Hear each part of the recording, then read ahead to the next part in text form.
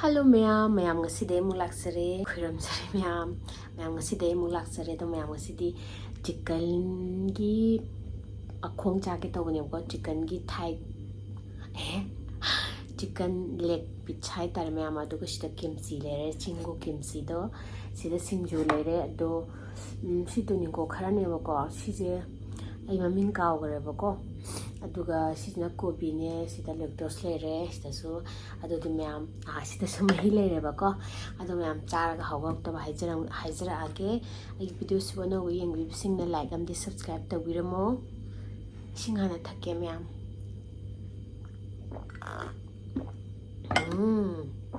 chagam tar adu mayam char ga hawak to haijara age nahi do gravy ni to gravy hana hairase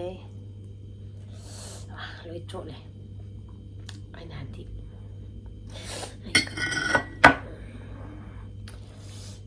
how to sani nya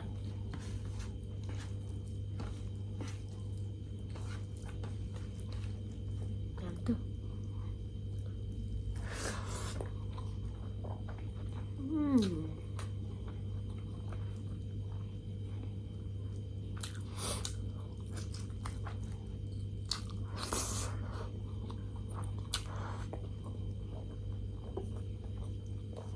kimchi 중국 김치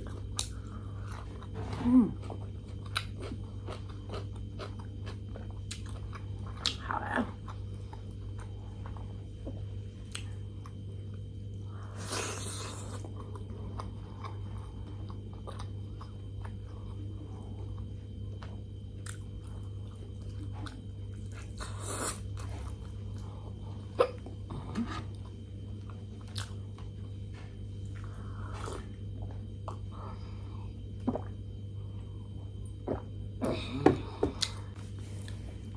好美啊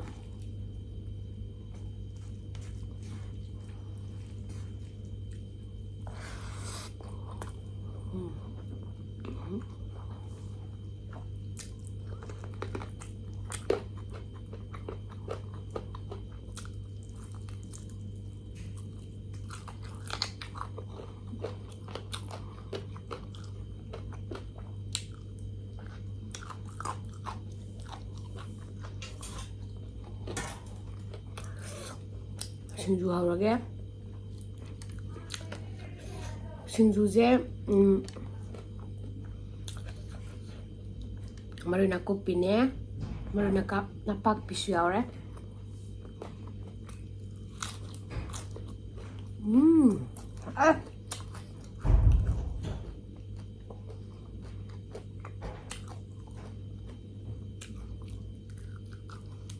hanggang sana lang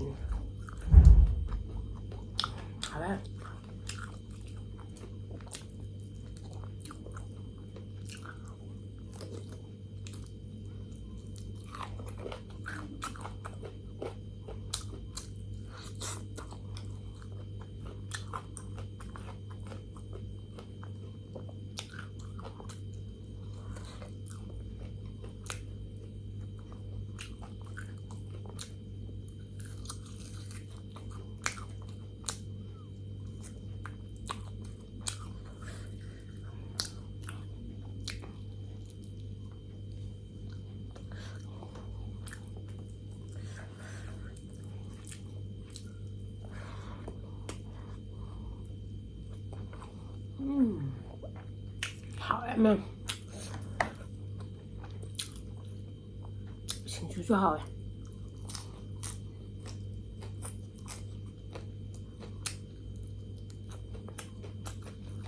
김치 중국 김치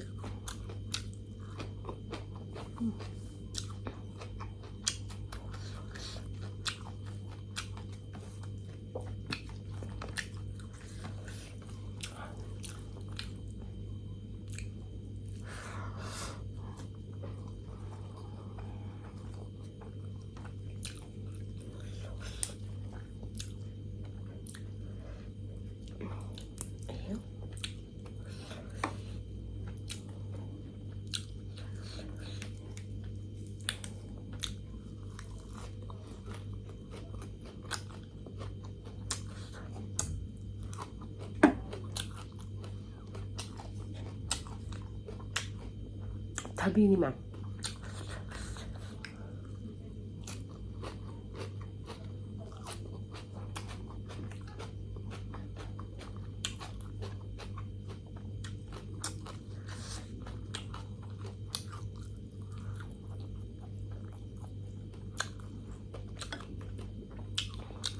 早的是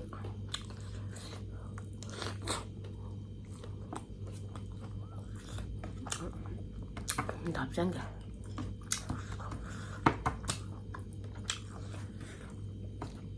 不然可能扎眼了。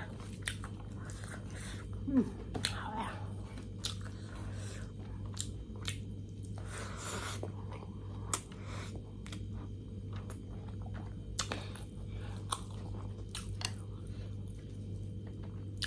Ang mama ni pudala ito ng purok pa niya ba? Naupising.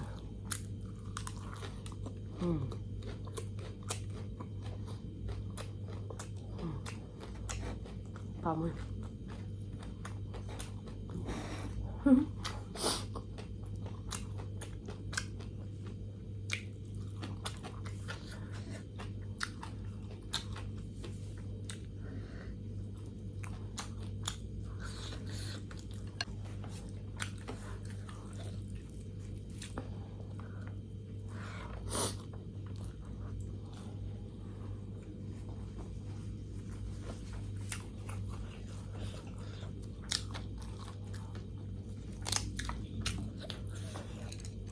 May sinjuju niya.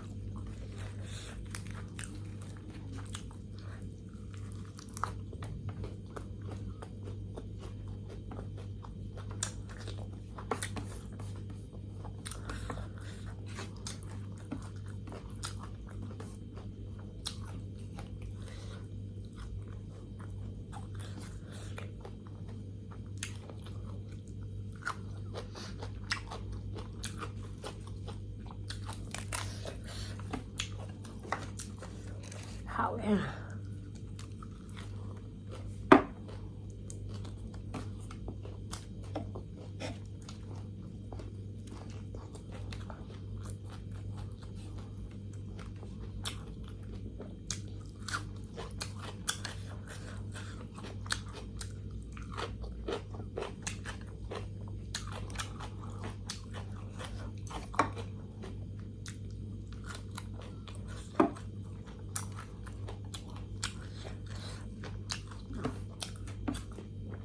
Yum sana ya.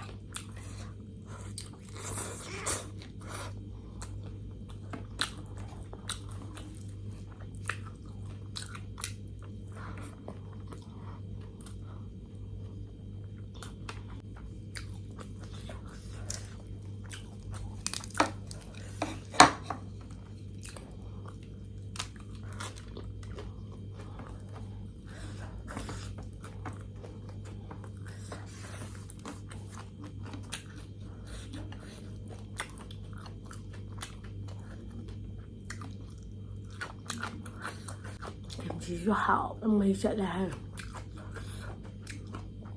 好没了。Thank you, 친구야. Chứ vậy không đều có miếng chả này cải chay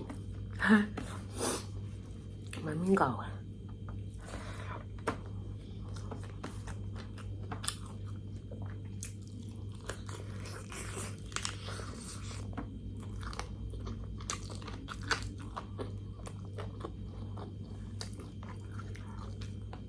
우승자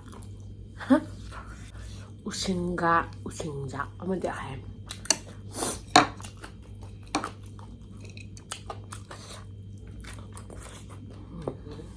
好嘞。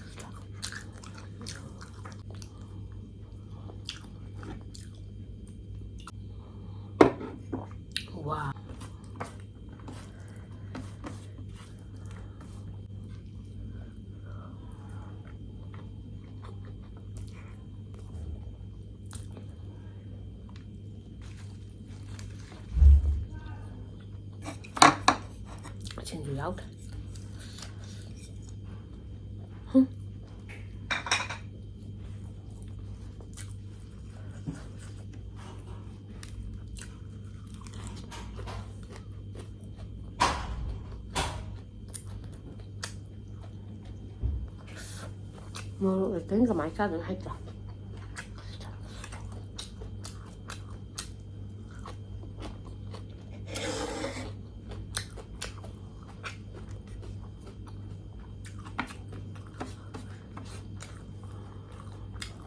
ꯊꯕꯤꯁꯦ ꯍꯥꯎꯋꯦ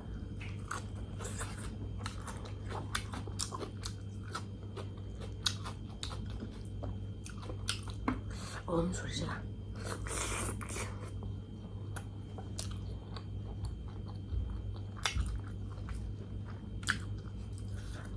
갈비 많이 lên mẻ nào thơm mình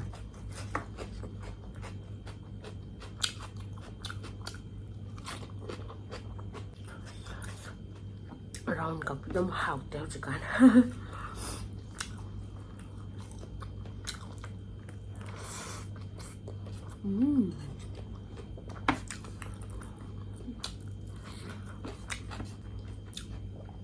xin lỗi thôi cái bên mình nào lấy à không xa kìa quần